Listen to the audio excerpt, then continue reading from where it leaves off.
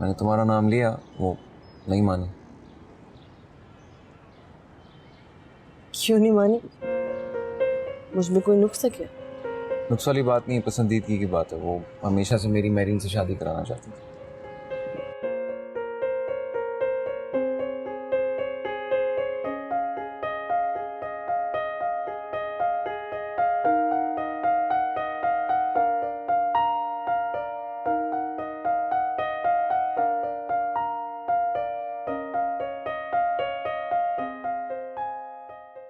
मेरी अम्मी नहीं मानेंगी। ये ज़माना कदीम से लेकर ज़माना अज़ल तक हमारे माशरे का एक बहुत मशहूर किस्म का डायलॉग है। हर घर में एक कहानी है इससे रिलेटेड।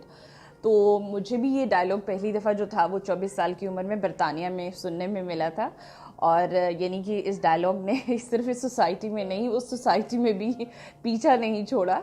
और हमारे दरमियान में कोई एक ऐसी कोई चीज़ नहीं थी जो कॉमन ना हो। We were from the same religion, from the same background. और मुझे ऐसे लगा उस वक़्त कि ना it's coming from a man is absolute disgrace. Because मेरी तो एक जो तरबियत थी वो एक इंसान के तौर पर हुई थी। और मुझे मेरी अम्मी ने कभी मना नहीं किया था कि किसी को पसंद करना है या किसी को नापसंद करना है। तो इस डायलॉग को सुनने के बाद अब तो वैसे 21वीं सदी के 21वें साल में ये लगता है भाई कौन सी दुनिया के लोग हो।